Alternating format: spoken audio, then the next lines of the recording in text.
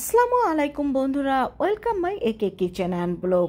ইফতারিতে আমরা সবাই কিন্তু আলুর চপটা খুবই পছন্দ করে থাকি। তো প্রতিদিন একঘেয়েমি আলুর চপ না খেয়ে আমরা কিন্তু এভাবে পটেটো ক্যান্ডি তৈরি করে নিতে পারি। এতে যেমন বাচ্চারা অনেক বেশি খুশি হবে, তেমনি বড়রাও অনেক পছন্দ করবে। তো আজ শেয়ার করব পটেটো ক্যান্ডি রেসিপি, সেই সাথে কিভাবে সারা রোজার মাস জুড়ে সংরক্ষণ করবেন সেটাও শেয়ার করব। তো প্রথমে এখানে আমি 1 কাপ পরিমাণ ময়দা নিয়ে নিচ্ছি, তার মধ্যে দিয়ে দিচ্ছি স্বাদ মতো লবণ আর দিয়ে দিচ্ছি রেগুলার সয়াবিন তেল। এখন লবণ আর তেলটাই ময়দার সাথে আমি ভালোভাবে মিশিয়ে নেব। তারপরে এখানে আমি অল্প অল্প করে পানি দিয়ে এখানে পারফেক্ট একটা ডো তৈরি করে নেব।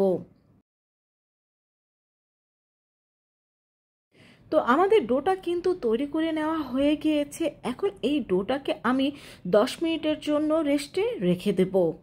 আর এদিকে আমি নিয়ে নিয়েছি কিছু সিদ্ধ করা আলু। এখন এই আলুটাকে আমরা ভালোভাবে সিদ্ধ করে নেব। যেহেতু রোজার মাসের জন্য সংরক্ষণ করব, তাই এখানে আলুটা কিন্তু আমি একটু বেশি পরিমাণেই নিয়ে নিয়েছি। আপনারা চাইলে আরও বেশি বা আরও কম করেও নিতে পারেন। তো আলুটা ভালোভাবে ভর্তা করে নেওয়ার পর এটাকে আমি একটা সাইড করে রেখে দিচ্ছি। এদিকে একটু চুলায় প্যান বসিয়ে তার মধ্যে তেল দিয়ে দিচ্ছি পেঁয়াজ কুচি, দিয়ে দিচ্ছি কাঁচামরিচ কুচি। এখানে পেঁয়াজটা কিন্তু আমি কম ব্যবহার করেছি। দিয়ে দিচ্ছি সামান্য একটু হলুদ গুঁড়ো, দিয়ে দিচ্ছি 1 চা চামচ পরিমাণ লাল মরিচের গুঁড়ো, জিরা গুঁড়ো আর গরম মশলা গুঁড়ো। এখন এই মশলাটাকে আমি ভালোভাবে কষিয়ে নেব। তো মশলাটাকে কষিয়ে নেওয়ার পরে এখন এর মধ্যে আমি দিয়ে দেব 2 টেবিল চামচ পরিমাণ বেসন। এই বেসনটাকেও আমি এই মশলার সাথে ভালোভাবে ভেজে নেব। আর বন্ধুরা, এই রেসিপিটি তৈরি করার ক্ষেত্রে কিন্তু বেসনটা অবশ্যই ব্যবহার করতে হবে, কারণ এটা আমাদের বাইন্ডিংয়ের কাজ করবে। তো বেসনটা ভালোভাবে ভেজে নেওয়ার পরে এখন আমরা যে আলুটা সিদ্ধ করে রেখেছিলাম সেই আলুটা এর মধ্যে দিয়ে দেব, আর দিয়ে দেব স্বাদ মতো লবণ। এখন বেসন মশলার সাথে এই আলু ভর্তাটাকে আমি ভালোভাবে মিশিয়ে নেব। মিশানো হলে এর মধ্যে আমি দিয়ে দেব ধনিয়া পাতা। তো ধনিয়া পাতাটা মিশিয়ে নেওয়ার পরে এটাকে আমরা চুলা থেকে নামিয়ে নেব। আর চুলা থেকে নামিয়ে নেওয়ার পরে কিছুটা ঠান্ডা হলে এটা দিয়ে আমরা লম্বা লম্বা শেপের আলুর চপ তৈরি করে নেব। তবে এমনি সাধারণত আমরা যেরকম আলুর চপ তৈরি করি, এটা কিন্তু তার চাইতে কিছুটা চিকন করে তৈরি করে নিতে হবে। তো দেখেই বুঝতে পারছেন। আর এভাবে আমি সবগুলো আলুর চপ তৈরি করে নিয়েছি। আর এদিকে আমাদের ডোটাও কিন্তু একেবারে রেডি।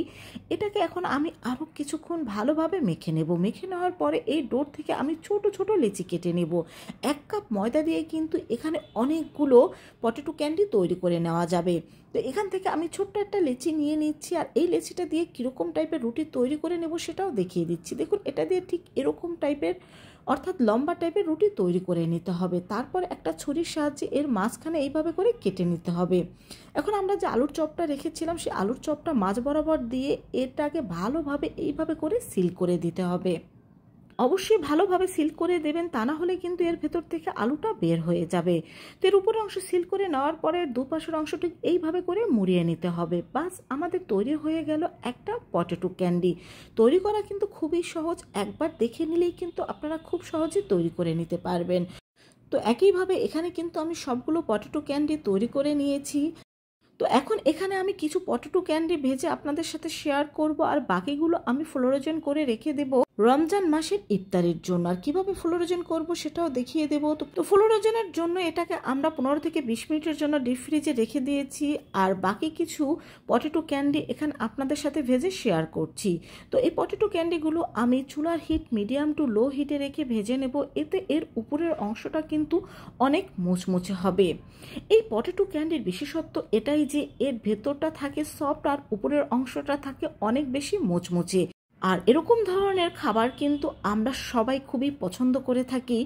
তো এরই মধ্যে আমাদের এই পটেটো ক্যান্ডিগুলো ভেজে নেওয়া হয়ে গিয়েছে। এখন এগুলোকে আমি তুলে নিচ্ছি। তো বন্ধুরা, দেখতেই পেলে কত সহজে এই পটেটো ক্যান্ডিগুলো তৈরি করে নেওয়া যায়। তো ইফতারিতে প্রতিদিন একঘেয়েমি আলুর চপ না খেয়ে তোমরা কিন্তু এইভাবে এই পটেটো ক্যান্ডিটা তৈরি করে নিতে পারো। তো যে পটেটো ক্যান্ডিগুলো আমরা সংরক্ষণ করব সেটাকে আমি ডিপ ফ্রিজ থেকে 15 মিনিট পর বের করে নিয়েছি। আর 15 মিনিট পরে কিন্তু এটা অনেকটা শক্ত হয়ে গিয়েছে। এখন কোনো একটা এয়ারটাইট বক্সে এটাকে রেখে রোজার মাসের ইফতারির জন্য 1 মাস সংরক্ষণ করে রেখে দিতে পারি। তো বন্ধুরা, সবাই ভালো থেকো।